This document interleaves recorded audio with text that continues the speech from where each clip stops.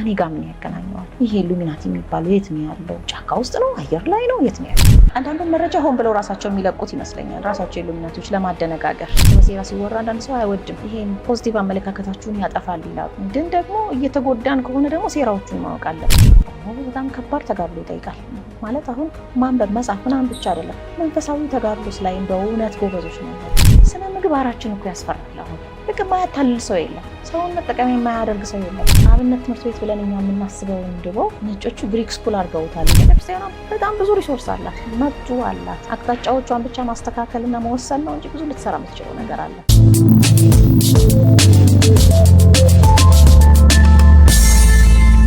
እያንዳንዱ መስመር በጣም ነበር እየወደድኩኝ የማነበው፣ ስተረጉመውም ደስ እያለኝ ነው። ግን በቃ ጎልተውም ትዝ የሚሉኝ አሉ። ለምሳሌ አንድ ቦታ ላይ ምን ይሏቸዋል የፀሐይ ከተማ ሰዎች ለአውሮፓውያኑ ጎብኚዎች ማለት ነው፣ እናንተ ለፈረሶቻችሁ እርባታ ትኩረት ትሰጣላችሁ፣ የልጆቻችሁን ነገር ግን ችላ ትላላችሁ ይሏቸዋል። እኛ ግን ቅድሚያ የምንሰጠው ለልጆቻችን ነው፣ ከዛ ፈረሶቻችን ማለት ነው። እንግዲህ ምን ማለት ነው? ለልጆች ትምህርት እንጠነቀቃለን። ህፃናት አስተዳደግ ላይ በጣም አተኩረን እንሰራለን። ለዚህ ለብቻው የተመደበ አንድ ልዑል ሁሉ እንዳለ፣ ልዑል ብሎ እንግዲህ ያው አገላለጽ ደረጃ ፕሪንስ ብሎ ይገልጸዋል። በቃ አንድ ኃላፊ በይው ለዛ የተመደበ ለብቻው እንዳለ ሁሉ ይገልጹላቸዋል። እና ይሄ ለኔ በጣም ኢንትረስቲንግ ነበረ። ለምን በዛ ሰዓት ፒኤችዲ ተማሪ ነኝ። ስለ ኤሌመንተሪ ስኩል ነው እንትን የምለው የማጠናው፣ እየጻፍኩ ያለሁት እያነበብኩ ያለሁት ስለዛ ነው።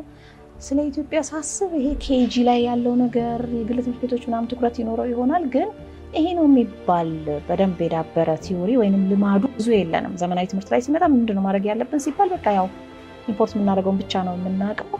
እዛ ላይ ደግሞ ብዙ ትኩረት ያለው አልተሰማኝም። አሁን ግን በጣም እየተለወጠ ነው። አሁን ጥሩ ነው፣ ግን ከተማ ላይ ስናየው ነው እንጂ ወደ የገጠሩ ወደ ምኑ ገና ነገር ይቀረናል። ብዙ ነገር ልጆቻችንን እኮ ምን አሁን ህፃን ልጄን ምን እያሳየውኝ ራሱ እንደማውለው ግራ ይገባኛል አንዳንድ ጊዜ። ያው የህፃናት ሙዚቃዎች አሉ፣ እነሱን ከፍትለታለሁ። ከዛ ውጭ ግን እኔ እንደምፈልገው አድርጎ ቁም ነገሮች እያስጨበጠ የሚያሳድገው ነገር አገኛለሁ ወይ ሲባል ስታስቢው ኢን ዘ ሎንግ ተርም ገና ብዙ አልተሰራም። የሚሞክሩ የሉም ማለት አይደለም፣ በደንብ አሉ። እና ይሄን ነገር በጣም ያስጨንቀኝ ስለነበረ እቺ እንደዚች ብለው የጠቀሷት ነገር ገረመችኝና በደንብ ኤክስፕሎር ሳረገው አብነት ትምህርት ቤት ብለን እኛ የምናስበውን ድሮ ነጮቹ ግሪክ ስኩል አድርገውታል። ይሄ ግሪክ ሌተር ኦርጋናይዜሽን፣ ግሪክ ስኩል ማለት እዚህ ያለው ኮሚኒቲ ስኩል ማለት አይደለም። አሜሪካ አሁን ግሪክ ሌተር ኦርጋናይዜሽን ተብሎ አለ በየዩኒቨርሲቲ ዙሪያ ተማሪዎች የሚኖሩበት። እኔ 6 ዓመት ሙሉ ስኖር አላቃቸውም ነበር ምን እንደሚሰሩ። አሁን ከቤት እወጣለሁ፣ ትምህርት ይደርሳል፣ 15 ደቂቃ ወክ ነው፣ እመለሳለሁ፣ እሄዳለሁ፣ እመለሳለሁ። ክላስ ሲኖረኝ ዩኒቨርሲቲ ማለት ነው። በሙሉ መንገዱ ዳርና ዳር ያሉት ግን ግሪክ ሌተር ኦርጋናይዜሽን የሚባሉት ከዛ ያልፈለቀ መሪ የለም፣ ከዛ ያልፈለቀ አርቲስት የለም፣ ከዛ ያልፈለቀ ሎየር የለም። ትልልቅ ቦታ ላይ የሚደርሱ ተጽዕኖ ፈጣሪ አሜሪካውያን በሙሉ እዚህ ከግሪክ ሌተር ኦርጋናይዜሽን ሲወጡ ናቸውና የነሱ ቅሪት ራሱ እዚህ ፀሐይ ከተማ ውስጥ አገኘሁት። ድሮ ኢትዮጵያውያን አብነት ትምህርትን ያደራጁ በነበረው መንገድ ነው እነሱ ግሪክ ሌተር ኦርጋናይዜሽኖቻቸውን ያደራጁት። ልዩነቱ አምላኩን ቀይረውታል። የእኛ ስላሴ ነው እንግዲህ አምላካችን፣ በዛ ነው የተደራጀው። እነሱ ደግሞ ዜውስ፣ አርጤምስ ምናምን ዳያና ምናምን የሚባሉ ጣዖቶች አድርገው አደራጅተውታል። ከዛ በኋላ ግን እዛ ውስጥ ምንድነው የሚማሩት? በጣም ከሌላው ዩኒቨርሲቲ ተማሪ በተለየ ሁኔታ ስለ ዓለም ጥልቅ ያለች እውቀት ነው የሚያገኙት። በደንብ አድርገው በጣዖታዊ እይታ ማለት ነው። እንግዲህ በምን መንፈስ እንደሚገዙን እንግዲህ አስብ። በጣዖታዊ እይታ፣ በሌሎች ባዕድ አማልክት እይታ የዓለም ሀገራትን የእያንዳንዱ ሕዝብ ባህልና ሁኔታውን ሁሉ በዛ መንፈስ በደንብ ነው የሚያጠኑት። ያን ትምህርት ዩኒቨርሲቲ ውስጥ እኛ ሲሄደን አናገኘውም። የተለየ ነው ለራሳቸው ለአሜሪካውያኑ ስፔሻል ለሚሏቸው ዘሮቻቸው ብቻ ሪዘርቭድ የሆነ ነው። ይሄ ግን አሁን በኢትዮጵያ መለሰሽ አስቢ። ኢትዮጵያ እንደዚህ ነበር በቅድስና መንፈስ ሆነው ዓለምን የሚጠኑት።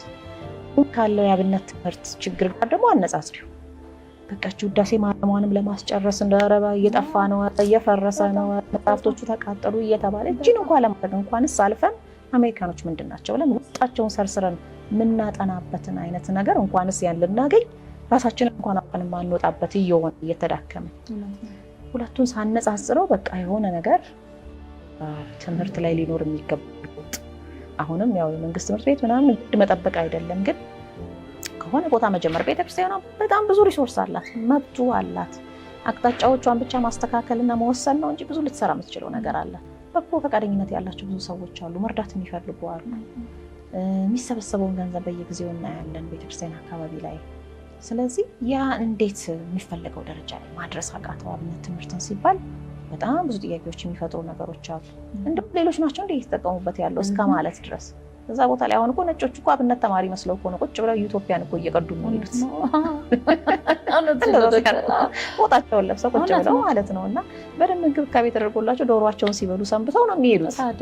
እና በዛ መልክ እነሱ ያስቀምጧቸው ምልምሎች ናቸው እንደ እየተማሩ ያለው ወይስ ምንድን ነው ነገሩ እስክንል ድረስ ማለት ነው። እንግዲህ ግን ይሄንንም ያህል እንኳን ግን ቆይቶልናል፣ እግዚአብሔር ይመስገን። ከዚህ በኋላ ግን ብዙ ነገር መስራትም ስለሚቻል ስሪላንካ እኔ ራሴ እንደው ከኛ ጋር ብዙ ግንኙነት ያላት አትመስለኝም ነበር፣ ግን ሩቅ ነች የምትመስለኝ። በጣም ግን ድንቅ ነው ከስሪላንካ ጋር የነበረው የአክሱም ግንኙነት።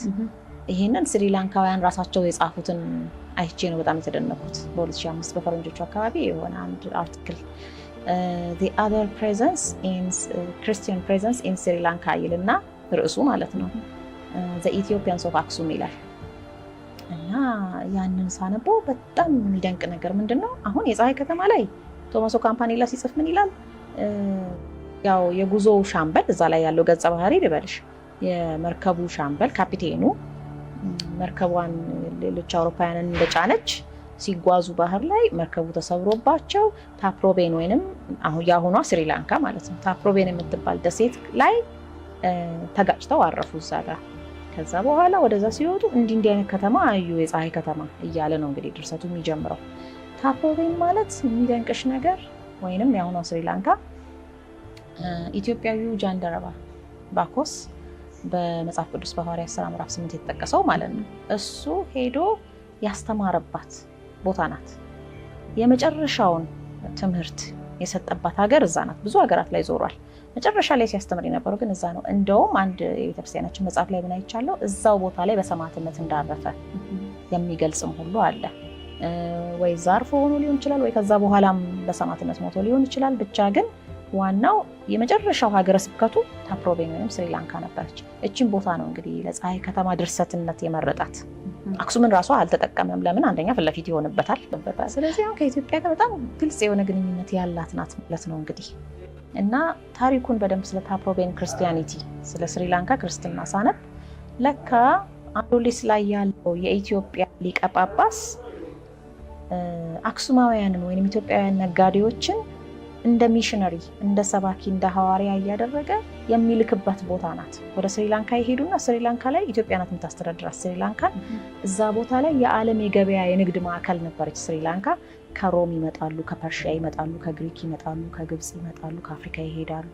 ስሪላንካ ላይ ይገበያያሉ። የገበያ ቦታ በቃ የቅዳሜ ገበያ ቤት የዛ ቦታ ናት። ያ ቦታ ላይ ግብር አስገባሪዎቹና ተቆጣጣሪዎቹ የንግዱን ስርዓት ኢትዮጵያውያን ነበሩ፣ ከአክሱም የሚሄዱ ልዑካን ማለት ነው። ስለዚህ እዛ ቦታ ላይ ብዙ የሃይማኖት ግብይት ተደርጓል። አክሱም ክርስትናን ለዓለም የሰበከችበት ቦታ ነው። ለምን? ሮም እየተንሸራተተች ስለነበረ ማለት ነው። ወደ ሁለት ባህሪ ወደና አሪዮስ ትምህርት እየገባች ስለነበረ አክሱም እዛ ጋር ነበር ወጥራ የያዘችው። እና ነጋዴዎቹ በባህር ተጉዘው እዛ ቦታ ላይ ይሄዱና ከኢራን ከኢራቅ፣ እዛ ደግሞ ግራ ገብቷቸው ነበር ኢራንና ኢራቅ ላይ ፋርስ ባቢሎን ማለት ነው። ለምን? የማኒ የግኖስቲኮች ትምህርት አለ፣ የአሁኖቹ ኢሉሚናቲ ማለት የሚሰጡት የነበረው ትምህርት አለ እዛ ቦታ ላይ። የሁለት ባህሪ ትምህርት ግራ ያጋባቸው ነበር። ክርስቶስ ማን ነው የሚለው ላይ እናንተ እኮ የምትሉትን እኛ የምናውቀዋለን ይሏቸዋል። ህዝቡ በጣም ግራ ያጋብታል ክርስትና እንዳይመጣ። ይሄ እኮ በእኛም ትምህርት አለ፣ ዞሮአስትራኒዝም የሚለው ፍልስፍና ውስጥ እኮ አለ፣ ግኖስቲሲዝም የሚባለው ፍልስፍና ውስጥ እኮ አለ። እኛ እኮ ስለ ብርሃን የምታወሩት ኢየሱስ ብርሃን ነው የምትሉት እኛም ጋር እኮ አለ ይሏቸዋል። እና ግራ ስለሚያጋባቸው ህዝቦችን አክሱማውያን እየሄዱ ነበር የሚያጠሩላቸው እዛ ቦታ ላይ። ስለዚህ በተደጋጋሚ ኢሉሚናቲ የተቀጠቀጠበት ቦታ ነው ማለት ነው በአክሱም ስሪላንካ። እንግዲህ አሁን ደግሞ የት ነው ያለ ነው የሚለውን ስናየው ለዛ ነው በሰፊው እዛ ቦታ ላይ ቤተ መቅደሱ ሊገነቡላቸው ነበረ ስሪላንካ ላይ፣ ፐርሺያ ላይ ኢትዮጵያውያኖች የገነቡት ቤተ መቅደስ እና ወደ ሀገራቸው ሲመለሱ እዛ ነጋዴዎች የተለያየ ቦታ የመጡት ከአክሱም መርከበኞች ነው ክርስትና እምነትን የሰማ ነው ይሉ ነበር ብዙዎቹ።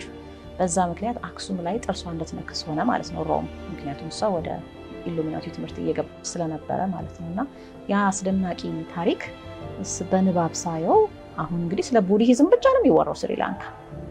ይሄ የሚገርም ታሪክ የተቀበረ ታሪክ አላቸው ስሪላንካ እና አክሱም እና የፀሐይ ከተማ ላይ በደንብ ያገኙታል። ግን በጣም ያስደንቅ ኢቭን ቅዳሴ ላይ ራሱ አሁን በባህር የሚጓዙትን ጠብቅልን፣ በየብስ የሚጓዙትን በሰላም አድርስልን ወንድሞች እህቶች፣ በዛ ምክንያት የተጀመረው የሚል ጽሁፍ ሁሉ አለ አይቻለሁ።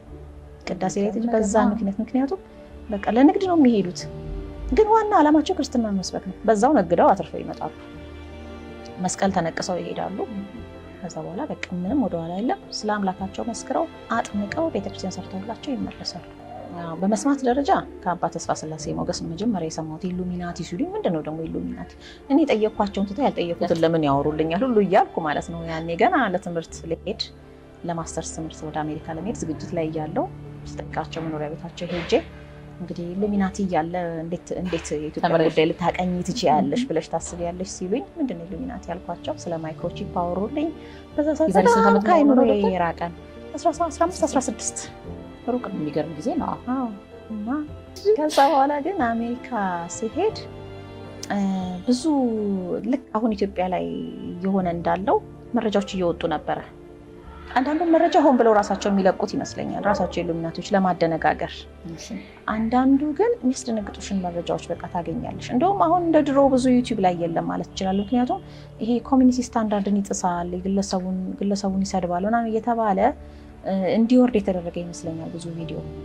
እና ቁጭ ብዬ አየው ነበርና ይገርመኛል። ወይ ጉድ እንደዚህ አይነት ነገር አለ እንዴ እላለሁ። ከዛ በኋላ ግን ታዲያ ይሄ ከኛ ጋር ምን ያገናኘዋል እላለሁ። ምክንያቱም ሰው የፈለገውን ማድረግ ይችላል። ቢፈልግ ለሰይጣን ይስገድ፣ ቢፈልግ ለድንጋይ ይስገድ፣ መብቱ ነው። ከኛ ጋር ምን ያገናኘዋል? ከኔ ጋር ምን ያገናኘዋል? ይሄ ኢሉሚናቲ የሚባለው የት ነው ያለው? ጫካ ውስጥ ነው? አየር ላይ ነው? የት ነው ያለው? በኋላ ነው ቀስ እያለ ራሳቸው ነጮቹ ከሚያወሩት ውስጥ ነው አንዳንድ ነገሮችን ማግኘት የጀመርኩት። በተለይ አንድ ኮርስ የፒኤችዲ ኮርስ የወሰድኩት ለእኔ በቃ እንግዲህ የሚያነቃ የሆነልኝ ማለት ነው። አሁን ብዙ ስለ ሴራ ማሰብ አልፈልግም ነበር በዛ ሰዓት።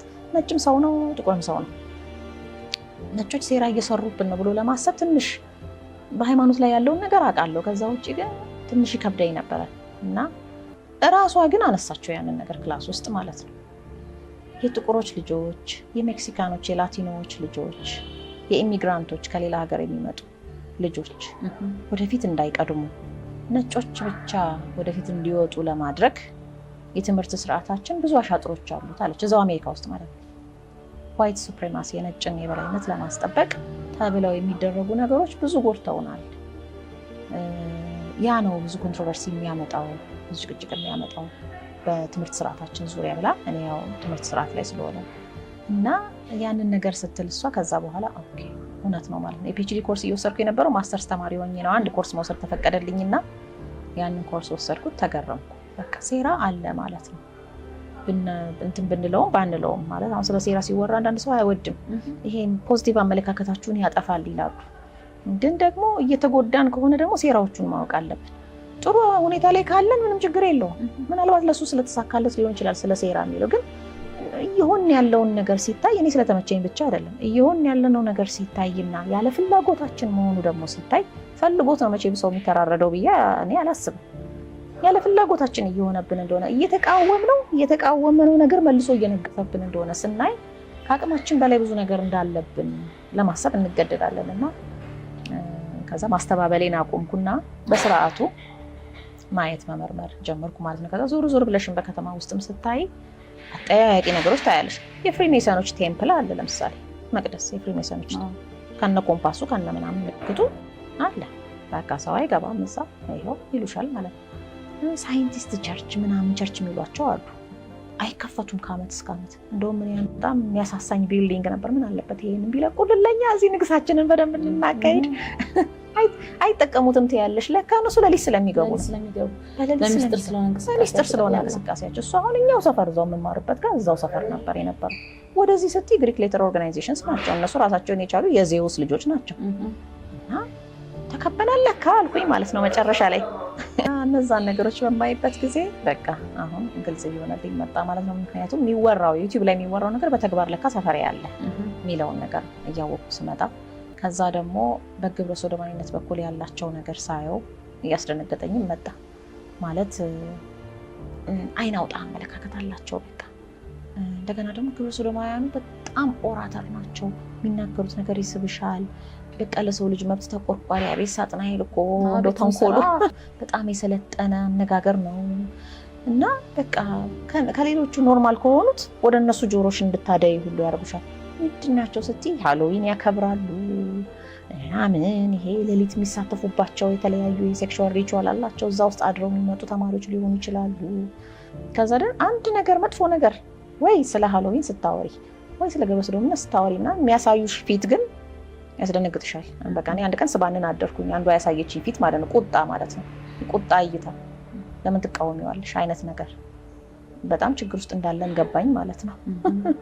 በፎርስ ነው የሚመጡብን ማለት ነው። ወደድንም ጠላንም በቃ የሆነ የእንትን ነገር ሁሉ የሆነ ሊመጣ አመንሽም አላመንሽም ተቀበይው ነው በቃ። ካልተቀበልሽው ወይ በጀትሽን መጀመሪያ ቆርጠዋለሁ ሊሆን ይችላል፣ ከዛ አንገትሽን ቆርጠዋለሁ ሊሆን ይችላል። ወደዛ ነው የሚሻገረው።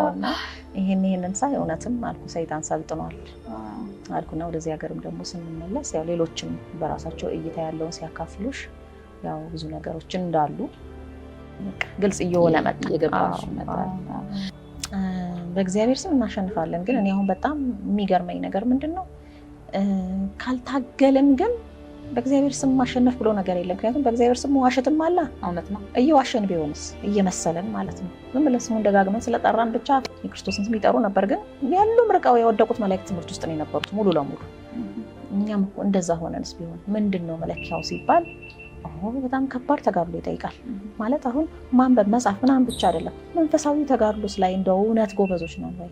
አንዱ ውዳሴ ማርያም አንብቦ ለመጨረስ ጠዋት ላይ እንዴት ነው ስንፍናችን? ወይ ዛሬም ብዘለው ነገን ብዘለው ቸኩያለሁ ማታ ላነበው እችላለሁ ልትችያለሽ። እንደዛ እያልን ነው በጣም የምንሳነፈውና የለም አይናችን በደንብ ካልበራልንና በደንብ ውስጣቸውን ማየት ካልቻል ልንዋጋቸው አንችልም።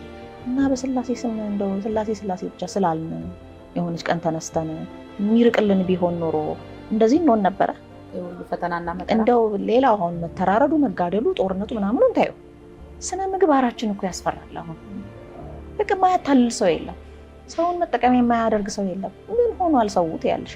ከስንት አንድ ቀና ሰው ስታገኝ ደስ ይልሻል። እንደዛ እስክንሆን ድረስ ባህሪያችንን እስከማበላሸት የደረሰው ወይ ደግሞ እንግዲህ እርስ በርሳችን የምንተያይበትን መንገድ ሁሉ ለውጦብናል ማለት ነው። እንዲህ ሆነን ነው የራቀልን ብለን የምናስበው። አልያዝነውም፣ ስላሴን በደንብ አልያዝንም መሰለኝ እንግዲህ። እና 666ማ ኃይል እንደሚኖረው ተነግሮናል እኮ አስቀድሞ። ብዙ ነገሮች ታያላችሁ፣ ብዙ ነገሮች ትሰማላችሁ፣ ወዮላችሁ እየተባለ እኮ ብዙ ነገር ተነግሮናል። ስለዚህ አቅሎ ማየት የጠላትን አሰላለፍ በደንብ ማወቅ ነው የሚበጅ ከእግዚአብሔር ጋር ሆኖ ማለት ነው። ሴራውን በደንብ ማወቅ